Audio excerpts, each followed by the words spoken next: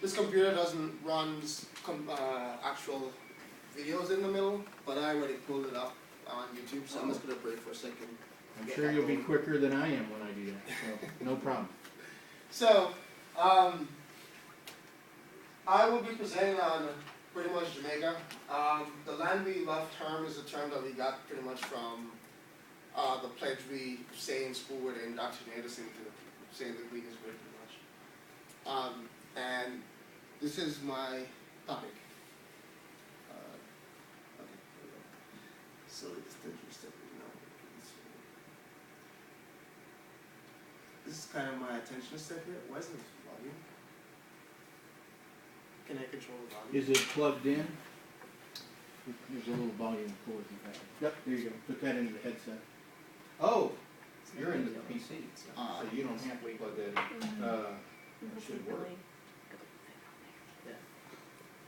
As long as it's turned on. The volume, there you go. Well, that's right. The other one. Oh, this one is actually. Where? Oh, there you go. Is that you?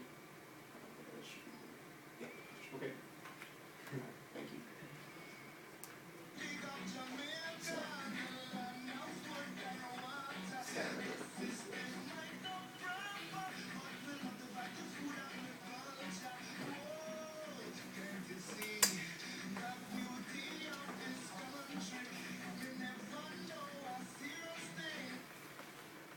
Okay, so as in everything in Jamaica, we gotta start it off with music.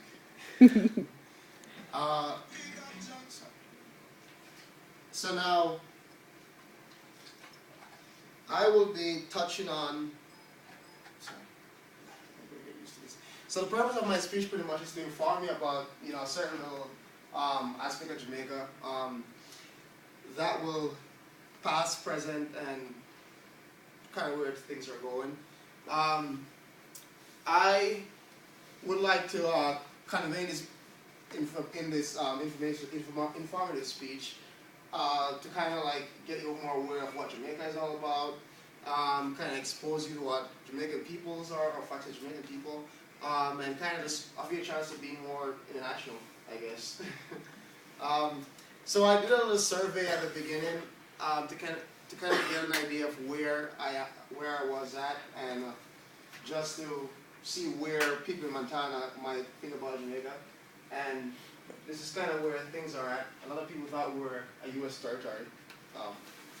And there are other questions that I had in there which I find pretty interesting. This is an example of this is an example of what the questionnaire looked like. This is what the questionnaire looked like, and a lot of people also didn't know where we were located in terms of in the Caribbean. So I decided to just look at Jamaican history, Jamaican economy, and Jamaican culture. So this is kind of where we're at in the Caribbean. We are situated kind of like in the dead center of the Caribbean, actually, pretty close to Cuba. And this is the island. If you didn't know, well, Jamaica is located 17 degrees north of the equator.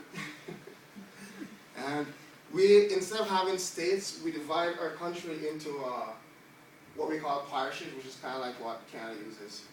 And so we have 14 parishes. It's kind of 13 because Kingston is not really anywhere on there. It's kind of in St. Andrew, but that's a whole other discussion. This is our flag that we use officially. This is our coat of arms. After taking the lands from the native, I guess we figured we'd give them something to always be on. So those are natives on the side of the coat of arms. So where this all started? In 1494, for Christopher Columbus' second exploration to the Caribbean, or voyage, I like to call it, he decided that he was going to go search for a land of gold. Ended up in Jamaica off the coast of Cuba. And that was pretty much where the whole Spanish reign. There's kind of took over from the natives, and since then it was a Spanish colony because they claimed it for Spain. Then in 1655, they actually were invaded by the British, who figured that there was so much gold around that the British wanted to just take control of it. And they were pushed out. In 1670, they signed some treaty, the Magic Treaty, which said that the island will officially belong to Britain. So that's kind of just where Jamaica started at. Then we kind of get more into where Jamaica, what has been the steps Jamaica has been taking. So during the British rule, it was like very hard working conditions. This led to uprising all over constantly, and even after emancipation in 1838, there were still some problems there. One of the most notable rebellion, for example, was the Morant Bay Rebellion, which was led by Paul Bogle and William Garden. They kind of just went in because all the workers were having such horrible working conditions and they weren't getting paid well enough. And they started marching, and then the battalion or the armies tried to suppress the march, and it just got really bloody. I think something like about 600 people died, and those days it was like an island of like 100 and something thousand people, so it wasn't really a lot either ways. And this resulted in England saying that we should just rule the country from England instead of having people there dying. So that went on for a while. Then came independence in 1962. Then, so that would be John William Garden and Paul Bogle. And then came independence celebration. You thought after we become independent, we probably would not have to have a clean open parliament, but that was not the case. And so that was what happened. So changes that happened after independence.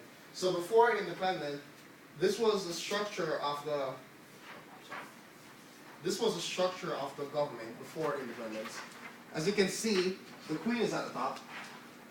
The Queen is at the top. It just got some interesting names there.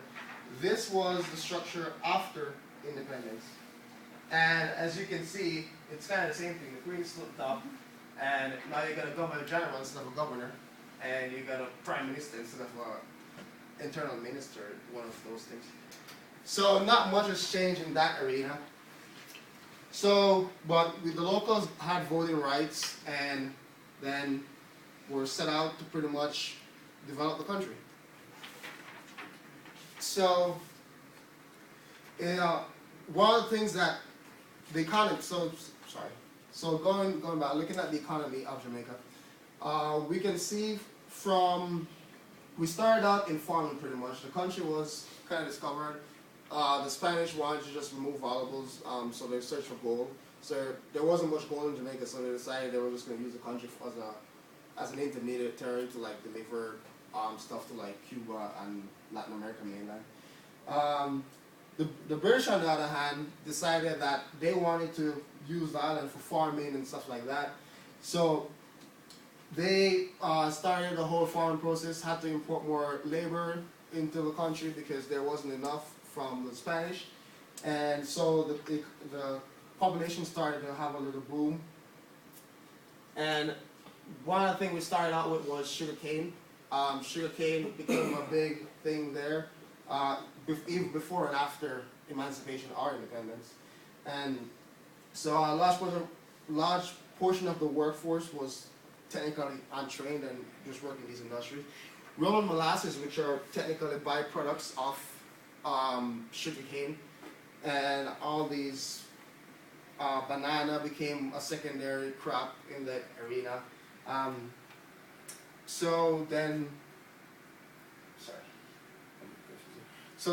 Coffee started up in like the 18th century and stuff like that. But then the major thing that came up was tourism, and these are examples of that. So tourism became the next big one. As you can see from this, which is a 2010 graph comparing 2001 and 2010, you can see that hotel and restaurants pretty much account for a lot of the value-added industry, which is technically saying that they're contributing major to the GDP. And as you can see, mining has kind of been on a decline in a sense for over that 9-year period. So, looking at culture. So, we kind of know reggae as being just like all over. It's kind of like one of the main music these days, kind of like mainstream, I guess. That started kind of by Bob Marley and Peter Tosh and Dennis Brown and Gregory Isaac and these guys. But now dancehall, which is like the younger branch of reggae, is more popular in places like Japan, and it's been taken out there. The Japanese love it. They can't speak a word of English, but they're singing in Jamaican patois, which is pretty interesting. And so that kind of has been the trend there in terms of entertainment. So look at sport. We're kind of in like a lot of the stuff the British are into. So cricket, soccer. We're in boxing. Lennox Lewis is actually a Jamaican who lives in Britain, and he has won several world titles. Way before Usain Bolt days, this is a guy Otto Wendt. It was like in 1948, and he actually won the gold medal for the 100 meter way back in the days. I'm just gonna pass this around. These are just to show you kind of like sentiments of like Jamaican dollars and Magellan peasants, which is just to give you an idea of what things look like with these envelopes. Jay, you about ready to wrap that up? I have 2 more minutes, right? No. You're shooting for 8 minutes, and you're at 12 right now. Really? I think. Sorry. So if you could go to that conclusion, that would Yeah. be great. So yeah, cuisine, we kind of read there. So as I said, the purpose was to kind of inform me about Jamaica and certain aspect of it. Summary, again, we just looked at the Jamaican history as a whole. We kind of run through that, and we looked at the Jamaican economy for a little bit there, and we also looked at Jamaican culture. Then the reason for this is pretty much just to kind of get you to know, a little bit more about Jamaica. Just to kind of expose you to the Jamaican people and kind of like sum up a little bit of what the culture is all about. And again, kind of offer you to be just more international in that arena. I kind of chose these things because, for example, everyone knows Bob Marley, so I didn't really touch too much about reggae music I touched on, but people kind of familiar with that. This question was asked, what comes to mind when you hear about Jamaica?